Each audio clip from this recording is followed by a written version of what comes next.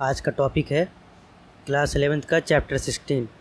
ये human physiology का chapter है, डाइजेशन एंड एब्जॉर्प्शन। तो स्टार्ट करते हैं और ये एनसीईआरटी लाइन बाय लाइन पढ़ा देता हूँ। Food is one of the basic requirements of all living organism.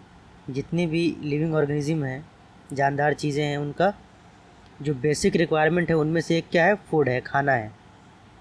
The major components of our food are carbohydrate, protein and fat. हम जो खाना खाते हैं इनके मेजर कंपोनेंट क्या होते हैं? कार्बोहाइड्रेट, ठीक है, प्रोटीन और फैट्स। ये तीनों जो हैं हमारे खाने के मेजर कंपोनेंट हैं जो हम खाना खाते हैं। Vitamins and minerals are also required in small quantity. Mineral और विटामिन जो है वो छोटी मात्रा में हमें ज़रूरत होती है। Food provides energy and organic materials for growth and repair of tissue. Food की हमें ज़रूरत क्यों होती है? ये हमें एनर्जी देता है काम करने के लिए, उठने बैठने के लिए, चलने के लिए, दौड़ने भागने के लिए। हमको एनर्जी कौन देता है? फूड देता है। जो हम फूड खाते हैं वो टूटता है, ब्रेक डाउन होता है, डाइजेस्ट होता है, फिर हम उससे एनर्जी लेते हैं। और क्या मिलता है उससे? ऑर्गेनिक मटेरियल मिलता है, जिसके वजह से बॉडी में ग्रोथ होती है और रिपेयर ऑफ टिश्यू होता है। डेली के काम में, भाग दौड़ में जो बॉडी के टिश्यूज़ हैं तो वो ब्रेक डाउन होते हैं डेली और डेली रिपेयर होते हैं, उसके लिए खाना ज़रूरी है। The water we take in plays an important role in metabolic processes. जो हम पानी पीते हैं वो मेटाबॉलिक प्रोसेस में हमारी हेल्प करता है and also prevents dehydration of the body. और water also prevents our body from dehydration. Bio macromolecules in food cannot be utilise by our body in their original form. जो bio macromolecules हैं जो हम खाते हैं, जो खाने के कंपोनेंट्स हैं, वो डायरेक्ट ओरिजिनल फॉर्म में हमारे पेट में डाइजेस्ट नहीं हो सकते हैं, इंटेस्टाइन में डाइजेस्ट नहीं हो सकते हैं ओरिजिनल फॉर्म में। उनको पहले ब्रेक डाउन होना पड़ता है। They have to be broken down and converted into simple substances. जो सिंपल सब्सटेंसेस में ब्रेक डाउन होता है तब जाके वो एब्जॉर्ब होता है। इस process of conversion of complex food substances into simple observable forms is called digestion. ठीक है, डाइजेशन का मतलब क्या है? यहाँ पे लिखा है the process of conversion of complex food substances to simple absorbable forms. जो कॉम्प्लेक्स फूड सब्सटेंस है वो सिंपल और एब्जॉर्ब होने वाले फॉर्म में टूट जाए, ब्रेक डाउन हो जाए, इस प्रोसेस को हम कहते हैं डाइजेशन। और ये कहाँ होता है? ये होता है हमारे डाइजेस्टिव सिस्टम में होता है, और दो मेथड से होता है। एक मेथड है मैकेनिकल मेथड और दूसरा है बायोकेमिकल मेथड। ठीक है, डाइजेस्टिव सिस्टम का क्या काम है? डाइजेशन। अब देखते हैं हम digestive system. The human digestive system consist of alimentary canal and associated gland. ठीक है, डाइजेस्टिव सिस्टम के दो कंपोनेंट कौन से हैं? एलिमेंट्री कैनाल और इसके साथ जो एसोसिएटेड ग्लैंड्स हैं। ठीक है, पूरा एलिमेंट्री कनाल। एलिमेंट्री कनाल का मतलब है माउथ से लेके एनस तक, ये एलिमेंट्री कनाल है। और इसके अंदर जितने ग्लैंड्स हैं, कुछ ग्लैंड्स इससे डायरेक्टली जुड़े हुए नहीं हैं, वो भी एसोसिएटेड ग्लैंड्स कहलाते हैं, वो भी डाइजेस्टिव सिस्टम में आते हैं। Now will see elementary kanal. Elementary कनाल का मतलब क्या है? The alimentary kanal begins with an anterior opening. ठीक है, एनसीईआरटी की लाइन याद होनी चाहिए, एग्ज़ाम में सीधा सीधा लाइन पूछ लेते हैं। एंटीरियर लिखा है, हमेशा याद रखो, anterior. Anterior opening the mouth. ठीक है, एलिमेंट्री कनाल स्टार्ट कहाँ से होता है? एंटीरियर ओपनिंग से होता है, जिसको हम माउथ बोलते हैं। And it opens out पोस्टेरली through anus. और लास्ट में जहाँ पे ख़त्म होता है वहाँ पे पोस्टीरियर साइड में है, मतलब बॉडी के बैक तरफ में, पोस्टीरियर डोर्सल साइड में। और उस ओपनिंग को हम बोलते हैं एनस, जहाँ से एलिमेंट्री कनाल ख़त्म होता है। अब mouth leads to buccal cavity और ओरल कैविटी। जो माउथ है उसके जस्ट अंदर क्या है? बकल कैविटी है, और उसको ही हम ओरल कैविटी भी बोलते हैं। ठीक है, the oral cavity has a number of teeth and a muscular tongue. Oral cavity में क्या क्या होता है? कुछ नंबर ऑफ टीथ हैं, दांत हैं, और एक मस्कुलर टंग है, जो ज़बान है वो मसल की बनी हुई। ठीक है, each tooth is embedded in a socket of jaw bone. और जॉ बोन है जॉ बोन की में सॉकेट बने हुए हैं, मतलब खांचे बने हुए हैं, उसमें दांत जो है वो एम्बेडेड है, फिट है। और this type of attachment is called thecodont. इस तरह का जो अटैचमेंट होता है उसको हम थेकोडॉन्ट बोलते हैं। ठीक है, थेकोडॉन्ट का मतलब है कि जो एक सॉकेट जैसा बनावट होता है, जॉ बोन होता है और उसमें दांत फिट है, इस तरह के दांत के अटैचमेंट को हम बोलते हैं thecodont. Majority of mammals including human beings forms 2 sets of teeth during their life. Majority लिखा है, ऑल नहीं लिखा है, सब में नहीं, एक्सेप्शन हो सकता है। ज़्यादातर मैमल्स जो होते हैं, मैमल्स में क्या होता है, ह्यूमन बींग भी, उनमें 2 तरह के दांत बनते हैं पूरे लाइफ टाइम में। एक तो जो झड़ने वाले दांत होते हैं जिनको हम टेम्पोररी बोलते हैं, या फिर मिल्क टीथ बोलते हैं, या फिर डेसिडस टीथ बोलते हैं, जो कि चेंज हो जाता है बाद में एक परमानेंट सेट से। मतलब एक सेट दांत का ऐसा होता है जो लाइफ में कभी न कभी एक बार झड़ जाता है, टूट के गिर जाता है और दोबारा एक दांत निकलता है।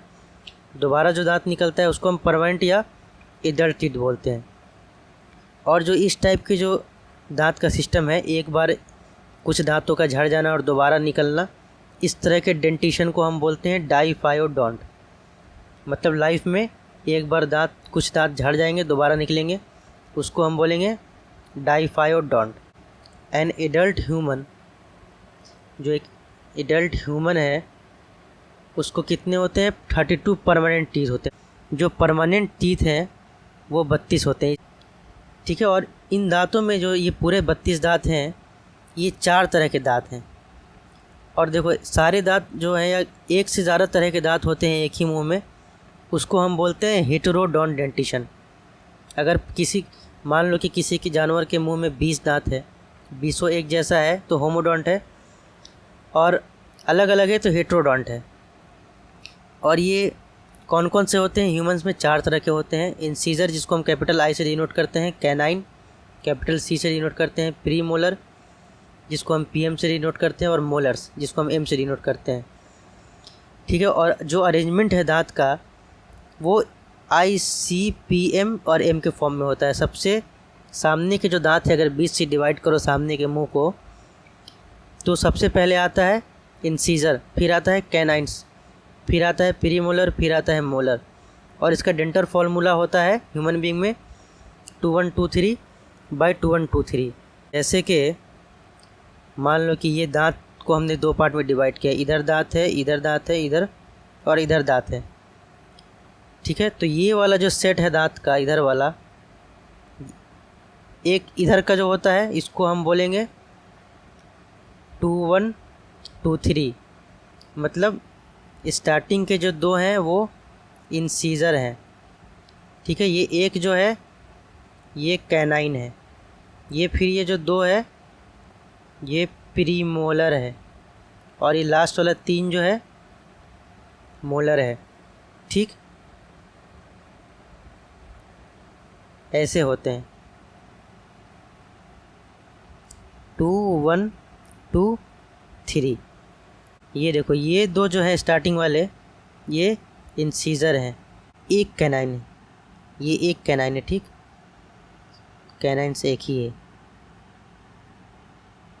ये वाला कैनाइन है, उसके पहले वाला ये दोनों इंसीजर है, 2 1, फिर से 2 3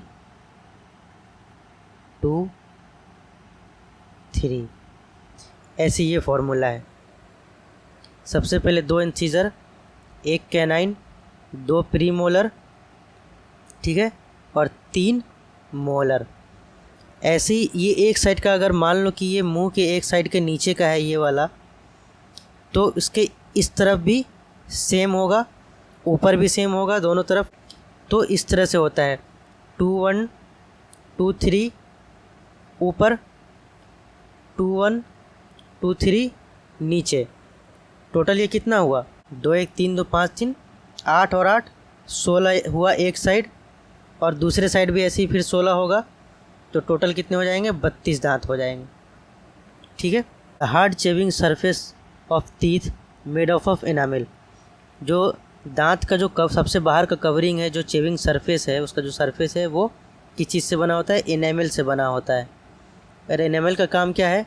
ये मेस्टिकेशन ऑफ फूड में काम करता है, खाना को तोड़ने में, काटने में काम आता है। टंग जो है, टंग is freely movable muscular organ. और देखो यहाँ ऑर्गन लिखा है, टंग जो है एक ऑर्गन है और ये मस्कुलर ऑर्गन है जो कि ओरल कैविटी, जो मुंह में खाली जगह है, इसको ओरल कैविटी बोलते हैं, इसके फ्लोर से अटैच्ड है। और जिस चीज़ से अटैच्ड है उसको हम बोलते हैं फ्रेन्यूलम। जो अपर सरफेस है टंग का, उसमें क्या होता है? छोटे छोटे प्रोजेक्शंस होते हैं जिनको हम पैपिला बोलते हैं। और इसी पैपिला में होते हैं टेस्ट बर्ड। मान लो कि ये ज़बान है, तो इस पे ही जो है ना, ज़बान पे कभी बकरे का ज़बान अगर बकरा मुँह खोले तो ऐसे देखना, उस पर ऐसे कांटे कांटे की तरह निकला रहता है। इंसान में भी होता है, इंसान में बहुत छोटा होता है इसलिए पता नहीं चलता है। ये पैपिला होते हैं और इससे ही आता है, पैपिला का ही फंक्शन है टेस्ट। जो हमें खाने का टेस्ट मिलता है ये पैपिला से ही मिलता है। Oral cavity leads to into a short pharynx. Oral cavity के जस्ट बाद क्या आया? एक शॉर्ट फेरिंग्स। लॉन्ग नहीं लिखा है, देखो शॉर्ट लिखा है, short pharynx which serves as a common passage for food and air. Pharynx तक कॉमन होता है, मतलब फेरिंग्स में फूड और एयर दोनों जाता है। उसके बाद आता है oesophagus. The oesophagus and the trachea. Trachea को हम विंड पाइप बोलते हैं। एसोफेगस है, ये इसकी ओपनिंग होती है फेरिंग्स। उसके बाद एक कार्टिलेजिनस फ्लैप होता है, कार्टिलेज का बना हुआ फ्लैप होता है जिसको हम बोलते हैं एपिग्लोटिस। ये जो है फूड को ग्लोटिस में जाने से रोकता है। ग्लोटिस का मीनिंग है opening of the wind pipe. जो विंड पाइप का ओपनिंग है उसको हम बोलते हैं ग्लोटिस।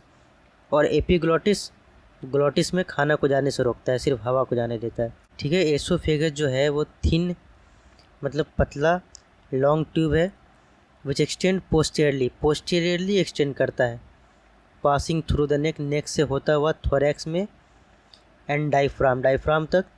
उसके बाद वो कहाँ निकलता है? एक जे शेप्ड बैग में निकलता है, उसको हम बोलते हैं स्टोमक। जो स्टोमक है उसका शेप है जे के शेप का स्टोमक होता है, इसीलिए हम उसको जे शेप्ड बोलते हैं स्टोमक को। अब वहाँ पर क्या होता है? एक मस्कुलर स्फिंक्टर होता है। स्फिंक्टर जहाँ भी आ जाए वहाँ पे ये समझना कि दरवाज़ा है, ये दरवाजे जैसा होता है। इसको हम बोलते हैं गैस्ट्रो एसोफेजियल। गैस्ट्रो मतलब पेट और एसोफेगस मतलब स्टोमक, और एसोफेगस को ये कनेक्ट करता है, उसका स्फिंक्टर है। और ये दरवाजे की तरह इसका काम क्या है? ये बंद हो जाता है, खुल जाता है। खाना आते तो खुल जाता है, खाना नहीं आएगा तो फिर बंद हो जाएगा, ताकि खाना वापस एसोफेगस में पेट से नहीं आए। स्फिंक्टर का काम क्या है? गैस्ट्रोएसोफेजियल। ये रेगुलेट करता है opening of oesophagus into stomach. Oesophagus पेट में खुल रहा है तो इसको ये रेगुलेट करता है, गेट की तरह है। खाना आएगा तो खुल जाएगा, खाना नहीं आएगा तो बंद रहेगा, ताकि खाना वापस पेट से एसोफेगस में ना आ जाए। अब देखो स्टोमक की location the. The stomach located in the upper left portion of the abdominal cavity. जो एब्डोमिनल कैविटी है, एब्डोमिनल खांचा है, खाली जगह है, उसके अपर, ऊपरी और लेफ्ट पोर्शन में होता है एब्डोमिनल कैविटी। और स्टोमक के इसमें 4 मेजर पार्ट्स दिए हैं। ठीक है, 4 मेजर पार्ट्स। एक है कार्डियक पार्ट जिसमें एसोफेगस खुलता है। क्वेश्चन ऐसे भी डायरेक्ट पूछ लेते हैं कि in which part of the stomach does oesophagus opens, तो इसका ऑप्शन होगा कार्डियक। एक फंडिक रीजन है जिसको हम फंडस भी बोलते हैं। एक मेन बॉडी है जो मेन सेंट्रल रीजन है स्टोमक का। और एक पाइलोरिक पोर्शन है। पाइलोरिक मतलब जो सबसे लास्ट वाला है। और यही पाइलोरिक पार्ट इंटेस्टाइन से जुड़ा हुआ है, इंटेस्टाइन में खुलता है। First part of small intestine में खुलता है।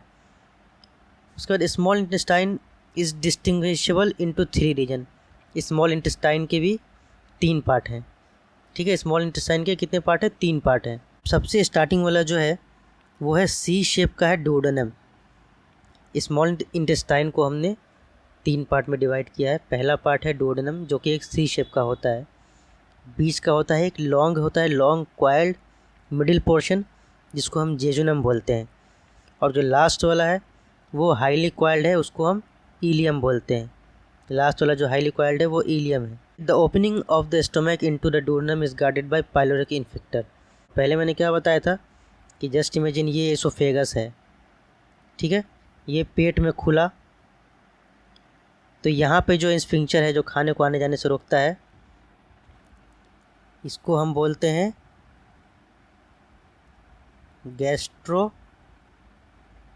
एसोफेजियल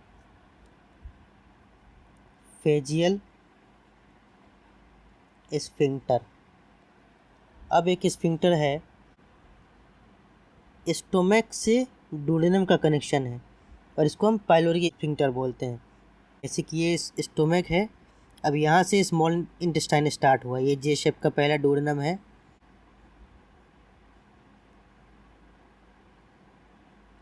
ठीक है।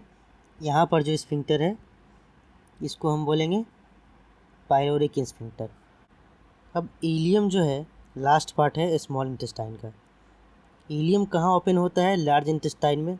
स्मॉल इंटेस्टाइन के बाद लार्ज इंटेस्टाइन स्टार्ट होगी। लार्ज इंटेस्टाइन में क्या क्या होता है? एक होता है सेकम, फिर होता है कॉलन एंड रेक्टम। सेकम क्या है? सेकम एक स्मॉल ब्लाइंड सैक है, मतलब थोड़ी सी जगह ऐसी वो निकला हुआ जैसा होता है, इस टाइप से। जैसे यहाँ से ये स्मॉल इंटेस्टाइन है और यहाँ से लार्ज इंटेस्टाइन है, तो यहाँ पे ये ऐसे थोड़ा सा निकला हुआ होता है, ऐसे। ये सेकम है, इसको हम स्मॉल ब्लाइंड सैक बोलते हैं। और इसमें क्या होता है? सम सिम्बायोटिक माइक्रो ऑर्गेनिज्म होते हैं, कुछ सिम्बायोटिक बैक्टीरिया वगैरह होते हैं। उसके बाद है a narrow finger like tubular projection the vermiform appendix. उसके बाद एक अपेंडिक्स होती है जो कि एक narrow finger like tubular projection है, इसको हम वर्मीफॉर्म अपेंडिक्स बोलते हैं। और ये क्या है? ये वेस्टिजियल ऑर्गन है, मतलब इसकी ज़रूरत नहीं है, अगर हो इंसान में तो अच्छी बात है, बोनस है, नहीं हो तो कोई बात नहीं। ये कहाँ से निकलता है? अराइजेस फ्रॉम द सेकम, ये सेकम से ही निकलता है।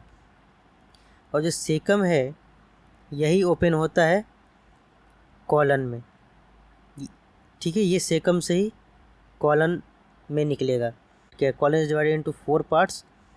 एक असेंडिंग कॉलन है, एक ट्रांसवर्स है, एक डिसेंडिंग है और एक सिग्मॉइड कॉलन है।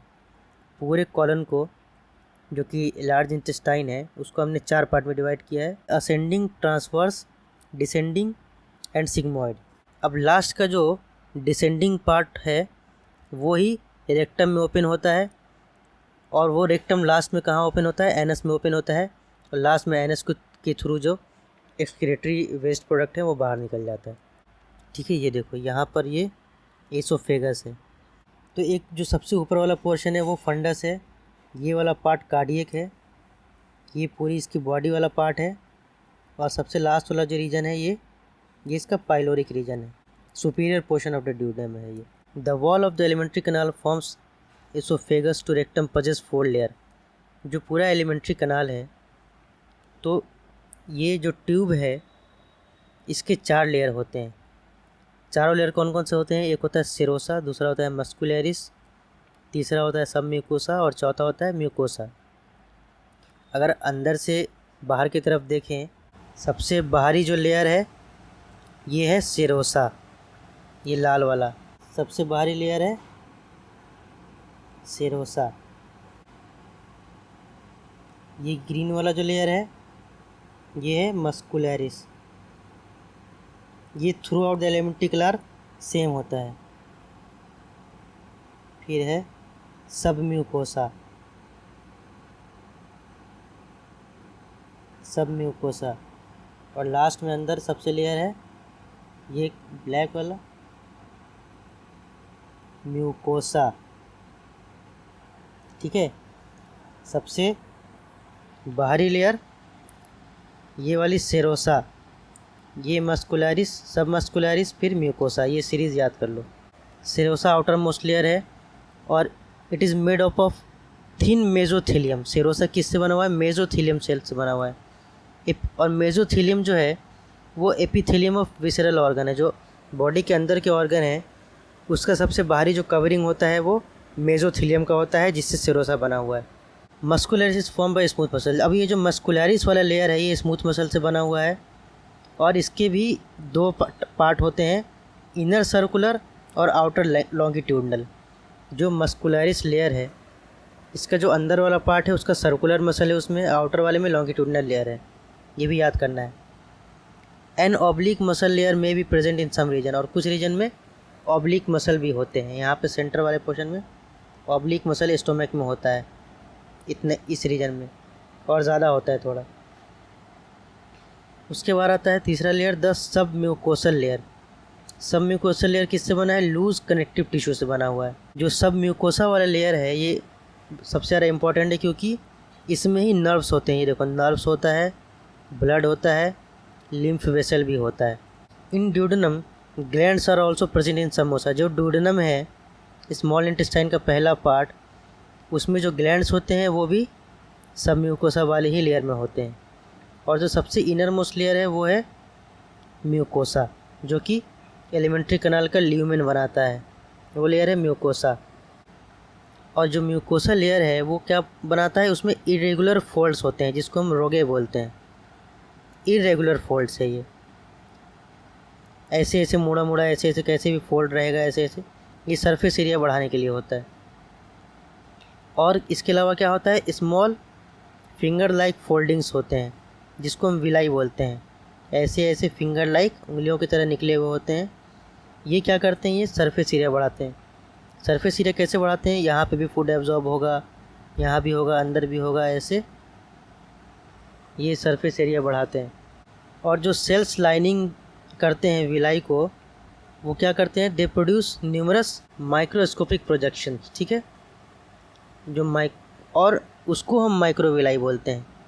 विलाई से प्रोजेक्शन हो रही है उसको बोलते हैं माइक्रोविलाई, जो कि ब्रश बॉर्डर अपीयरेंस देता है स्मॉल इंटेस्टाइन के इस पार्ट को। और ये सब किस लिए हुआ है? This modification increase the surface area enormously. ये सरफेस एरिया को बहुत ज़्यादा बढ़ा देते हैं। विलाई में इसके अलावा क्या होता है? विलाई में सप्लाई होता है नेटवर्क ऑफ कैपिलरीज का, बहुत सारे कैपिलरी और लिम्फ वेसल का सप्लाई होता है, जिसको हम बोलते हैं लैक्टियल। अब जो म्यूकोसल एपिथेलियम है उसमें क्या होता है? गॉबलेट सेल्स होता है। म्यूकस वाले लेयर में गॉबलेट सेल होता है। गॉबलेट सेल क्या करता है? म्यूकस सीक्रेट करता है। और म्यूकस सीक्रेट जो करता है, उस म्यूकस का क्या काम है? ल्यूब्रिकेशन। ठीक है। Mucosa also forms gland in the stomach. Mucosa वाले लेयर में भी ग्लैंड्स होते हैं, जिनको हम गैस्ट्रिक ग्लैंड बोलते हैं। And crypts in between the basis of villi in the intestine. जो विलाई के बेसिस हैं उनमें क्या होता है? क्रिप्ट्स होते हैं। इसको हम क्रिप्ट्स ऑफ लाइबर कहन बोलते हैं, क्योंकि लाइबर कहन ने भी ढूंढा था इसको। All the 4 layer show modification in different part of the alimentary कनाल। ये जो चारों लेयर हैं ये एलिमेंट्री कनाल के अलग अलग पार्ट में अलग अलग टाइप के होते हैं, थोड़े थोड़े अलग अलग इसमें क्योंकि मॉडिफिकेशन होती है। The digestive glands associated with the alimentary canal include salivary glands, liver and pancreas. ठीक है। ग्लैंड्स कौन कौन से होते हैं? 3 ग्लैंड दिया है यहाँ पे एनसीईआरटी में। जो डाइजेस्टिव ग्लैंड्स हैं, एक सलाइवरी ग्लैंड्स है, लीवर है और पैनक्रियाज है, तीनों याद रखो। ठीक है। Saliva is mainly produce by 3 pairs of salivary gland. जो सलाइवरी ग्लैंड्स हैं इनके 3 पेयर होते हैं, मतलब ये टोटल 6 होते हैं। एक होता है पैरोटीड, होता है चीक पे होता है, जो कान के जस्ट नीचे होता है। एक होता है सब मैक्सिलरी, सब मैंडिबुलर होता है, लोअर जॉ पे, जो ज़बान के जस्ट नीचे होता है। अच्छा नहीं, ज़बान के नीचे वाला सब लिंगुअल है, बिलो द टंग। एक मैंडिबुलर और मैक्सिला के नीचे भी है। तो इस तरह से ये 6 हो गए। This gland situated just outside the buccal cavity. ये बकल कैविटी के जस्ट आउटसाइड पे सिचुएटेड होते हैं।